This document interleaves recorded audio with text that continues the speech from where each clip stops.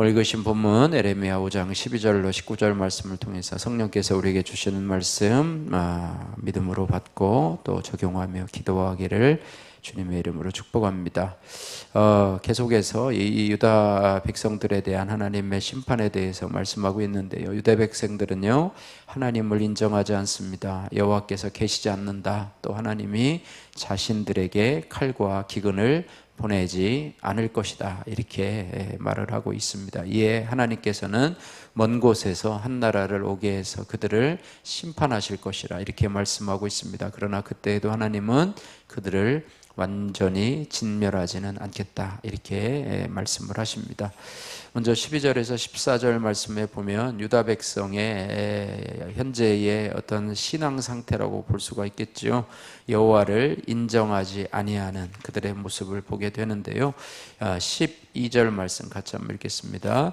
그들이 여호와를 인정하지 아니하며 말하기를 여호와께서는 계시지 아니하니 재앙이 우리에게 임하지 아니할 것이요 우리가 칼과 기근을 보지 아니할 것임이며. 13절에도 보면 선지자들은 바람이라 말씀이 그들의 속에 있지 아니한즉 그같이 그들이 당하리라 하느니라, 이렇게 말하고 있습니다. 이들은요 하나님께서 그동안 베푼 은혜를 잊어버리고요, 하나님께서 계시지 않다, 하나님을 인정하지 않는다, 그렇게 말씀하면서 그럼에도 불구하고 재앙이 또 전쟁이 기근이 자기네게든 임하지 않을 것이다, 반대로 얘기하면 그래도 자기는 형통할 것이다 라고 그렇게 생각을 하고 있는 것이죠. 하나님의 은혜를 망각하고 또 여호와를 인정하지 않고 하나님이 계시지 않는다, 이렇게 생각하면서 그들의 삶이 복받기를 원한다고 하는 것은 정말로 절대적인 착각이라고 하는 것입니다. 그래서 그렇다고 그들이 종교적인 그런 생활을 하지 않는 건 아니에요. 예배와 제사는 드리지만 정작 자신들의 삶에서 하나님을 인정하지 않는 것. 우리도 예배와 삶이 따로 된다면 그들과 똑같은 모습일 수밖에 없습니다. 예배와 삶이 일치가 되는 그런 삶이 되어야만 될 줄로 믿습니다. 그래서 진정한 성도는 어떤 성도인가? 지금 내 환경이 원하든지 원하지 않든지 간에 100% 오르신 하나님이 허락한 것이라고 믿는 것이죠. 내가 원하지 않는 환경이라고 하면 하나님이 옳지 않습니다라고 하면서 하나님을 원망하고 불평하는 그런 것이 아니라, 내가 옳지 않은 환경에 내가 처해 있다 할지라도 하나님은 100% 오르십니다 라고 하면서 하나님 앞에 범죄치 아니하고 이 고난당함이 오히려 나에게 축복임을 믿고 믿음으로 나가는 것이 참 중요하다 말씀하는 것이죠. 이것이 바로 여호와를, 하나님을 인정하는 것입니다. 범사에 그를 인정하라. 그리하면 여호와께서 너희의 길을 지도하시리라, 이렇게 말씀하고 있습니다. 그래서 하나님을 인정하는 믿음으로 내게 보내주신 사람, 또 내게 주신 그런 사건들을 받아들이고 그 말씀 안에서, 그 안에서 날마다 우리가 주어진 큐티 말씀을 가지고 내 죄를 보고 하나님 앞에 겸손함으로 나갈 때 우리는 형통한 삶을 살게 될 줄로 믿습니다. 적용 질문입니다. 내가 원하지 않는 지금의 환경도 하나님이 허락하신 것임을 인정합니까? 이런 일은 내게 있을 수 없다며 인정하지 못하는 부분은 무엇입니까? 여러분 적용해 보시길 바라고요. 또 15절에서 17절 말씀에 유다 백성들이 믿는 견고한 성들을 파괴하겠다, 주님께서 말씀을 하고 있습니다. 15절에서 17절 말씀인데요,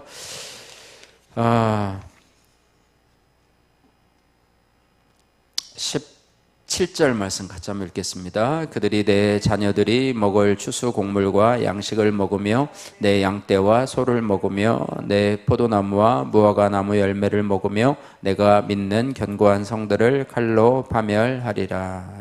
내가 믿는 견고한 성들을 칼로 파멸하리라, 이렇게 말하고 있습니다. 유다 백성은 말씀이 없는 백성이에요. 하나님의 말씀이 없는 백성, 또 하나님과 맺은 언약의 말씀을 잊어버렸기 때문에 더 이상 말씀이 들리지 않습니다. 성도의 가장 큰 축복은 말씀이 들리는 축복인 줄로 믿습니다. 하나님의 말씀, 물론 주일 설교를 포함해서 여러분이 큐티할 때도 여러분들이 그 안에서 우리에게 말씀하시는 성령의 음성을 우리가 듣는 것, 이것이 참 복된 성도의 모습이라고 생각이 됩니다.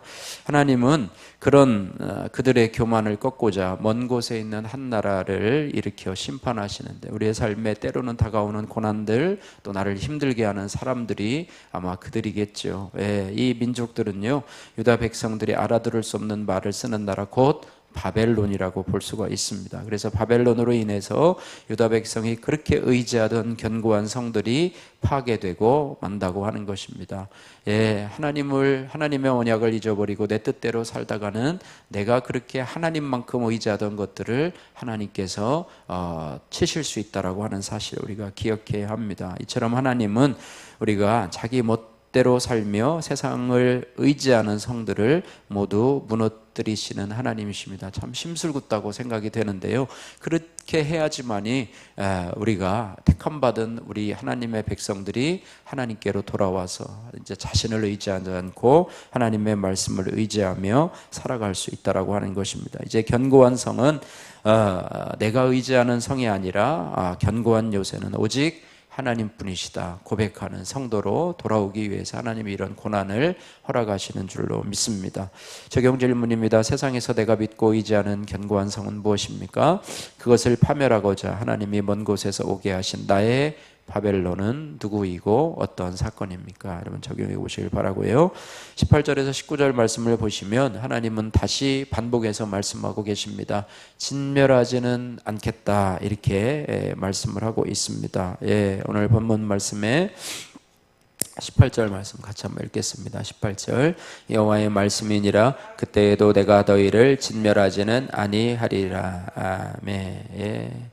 하나님은요, 사랑하는 자녀를 죄 가운데서 내버려 두는 그런 하나님은 아닙니다. 내버려 둔다라고 하는 것은요, 관심이 없다라고 하는 것이죠.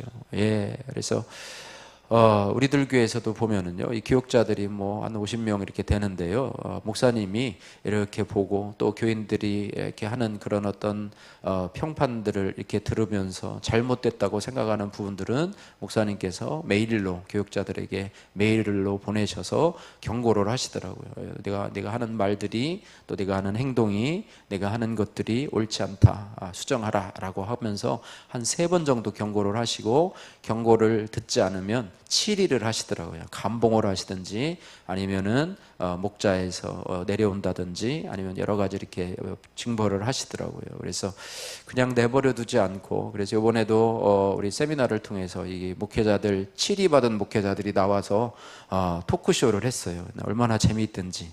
그들은 그 당시에는 참 괴로웠겠죠. 어떤 분들은 뭐 3번을 치리를 당한 분도 있는데, 그렇다고 교회를 떠나지 않고요, 그곳에서 더 충성된 종으로, 그때 목사님의 조언이 아니었더라면 나는 아마 평생 그것을 보지 못하고 뭐 얘기를 해도 못 알아듣고, 또 경고를 해도 또 못 알아듣고, 이렇게 하는 경우가 있었는데요, 그러다가 결국은 자신의 잘못을 고치고 이제는 오히려 그것이 감사한 모습으로 변화되는 그런 모습을 보았는데요, 하나님도 역시 마찬가지. 우리가 잘못된 부분들을 우리는 스스로 잘 보지 못해요. 그러나 하나님께서 그것들을 깨우쳐 주시기 위해서 그런 여러 가지 뭐 치리는 아니지만 여러 가지 고난을, 어려움들을 허락하신다라고 하는 것입니다. 그래서 심판의 도구는요, 뭐 엄청난 질병이나 엄청난 뭐 가정의 어떤 어려움들이 아니라 나에게 뭐 날카로운 말을 쏟는 어떤 한 사람일 수도 있고요, 하나님이 저 사람을 통해서 오늘 나를 심판하시는구나, 나의 죄를 보라고 심판하시는구나, 뭐 이렇게 우리가 여길 수도 있다라고 하는 것입니다. 그래서 하나님은 사랑하는 자녀를 죄 가운데 내버려 두지 아니하시고 견고한 성들을 파멸시키시기 때문에, 그런데 하나님은 진노 중에라도 긍휼을 잊지 아니하시는 하나님이세요. 그래서 그들을 완전히 진멸하지는 않을 것이다. 왜냐하면 우리는 하나님의 택함받은 자녀이기 때문에 그렇습니다. 하나님이 우리를 택하셨는데 하나님이 우리를 진멸하신다고 하면 뭐 어떻게 되겠습니까? 그거는 하나님의 택함받은 것이 온전하지 못하죠. 우리는 늘 얘기하지만 우리는 지옥 갈 수 없는 그런 상황에 있어요. 우리는 절대로 지옥을 가지 못하고 천국에 갈 수밖에 없는 하나님의 택한 백성이라고 하는 거예요. 그러나 그 과정 속에서 통해서 하나님이 우리를 더 거룩한 백성으로 만들기 위해서 이런 여러 가지 하나님께서 장애물을, 또 때로는 고난을, 또 때로는 심판을 허락하신다고 하는 뜻을 우리가 믿고, 이런 어려움이 닥칠 때마다 문제 해결만을 위해서 기도하는 것이 아니라 나의 죄를 바라보고 하나님이 왜 이런 고난을 나에게 허락하셨는가 말씀 묵상을 통해서. 그래서 여러분이 오늘 주시는 큐티 말씀을요, 아침에 새벽만 듣고 대부분 까먹는 것이 아니라 여러분 늘 소지하시면서 힘든 상황이 있을 때마다 그 큐티 본문 또 해설을 보시면서 여러분에게 적용하셔서 여러분에게 성령께서 주시는 말씀을 여러분이 들으시기를 주님의 이름으로 축복합니다. 진멸하지 않으시는 은혜라고 하는 장희준님의 큐티 묵상 간증입니다. 어려서부터 저는 교회 다니면서 말씀을 듣고 성가대원으로 봉사했습니다. 하지만 말씀이 바람처럼 스쳐 지나갔기에 제 마음에 남은 말씀은 하나도 없었습니다. 그러다 저는 비교적 안정된 기반에서 결혼 생활을 시작했습니다. 그러자 욕심이 생겨 남들보다 더 빨리 물질적인 안정을 이루어 나만의 성을 견고히 쌓으려고 했습니다. 하지만 이는 헛된 바람일 뿐이었습니다. 대기업에 다니던 남편은 가족의 만류에도 불구하고 퇴사를 했고요. 또 사업을 시작해서 주말도 없이 일에 매달렸습니다. 여유 자금과 주식까지 모두 팔아 사업 자금으로 쏟아부었으나 성과 없이 고생만 하다가 결국 매각하게 되었습니다. 이후 남편은 집을 담보로 수억의 대출을 받아 높은 이자를 조건으로 타인에게 빌려 주었습니다. 그러다 2008년 세계 금융위기로 은행 이자도 간신히 받는 상황에 이르렀습니다. 이를 알게 되신 시부모님은 남편에게 당장 집을 내놓으라고 호통치고 심하게 꾸짖으셨습니다. 그렇게 집을 내놓고 2달쯤 지나서 한 젊은 부부가 아기를 안고 집을 보러 왔습니다. 그러자 저는 집을 팔아야 하는 내 처지가 처량하고 자녀들의 학업을 뒷받침해 주지 못한다는 생각에 울음이 나왔습니다. 이후 유치원 보조교사로 취직을 하게 된 저는 한동안 퇴근 후 물리치료를 받으며 힘든 시기를 보냈습니다. 그럼에도 불구하고 진멸치 않으시는 하나님의 은혜로 집을 팔지 않고도 계속 살 수 있게 해주셔서 지금까지 이곳 공동체를 섬기고 있습니다. 공동체에서 말씀으로 양육을 받고 매일 큐티하면서 이 모든 사건은 물질을 우상 삼은 제 삶의 결론임을 깨달을 수 있었습니다. 또한 저를 돌아오게 하시려는 하나님의 사랑의 징계임을 알게 되었습니다. 욕심의 성을 헐고 영의 성전을 세워가는 복을 누리게 하신 하나님께 감사드립니다. 이제는 받은 복을 공동체에 나누며 살겠습니다. 적용하기. 현재 제 삶이 하나님의 전적인 은혜임을 날마다 공동체 지체들에게 간증하겠습니다. 사건이 올 때마다 제 삶의 결론임을 인정하며 남의 탓을 하지 않겠습니다. 기도하겠습니다. 사랑의 하나님 아버지, 감사합니다. 우리 삶에 다가온 여러 가지 문제들이 하나님 우리의 거룩을 위해서, 또 우리의 구원을 위해서 하나님이 베푸시는 사랑의 손길임을 저희들이 절실히 깨달아 알 수 있도록 도와주옵소서.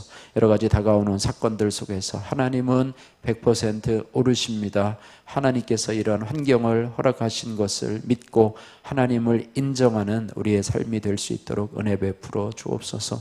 하나님 아버지, 오늘도 새벽에 하나님 저희들 불러주셨사오니 우리도 하나님 말씀을 그런 바람이 스쳐 지나가듯 흘려버리는 것이 아니라 하나님의 말씀이 귀에 잘 들리게 하시고 아버지 하나님이여 그 말씀을 좇아서 살아갈 수 있는 믿음의 성도들이 다 될 수 있도록 은혜 베풀어 주옵소서. 예수님 거룩하신 이름으로 기도드립니다. 아멘.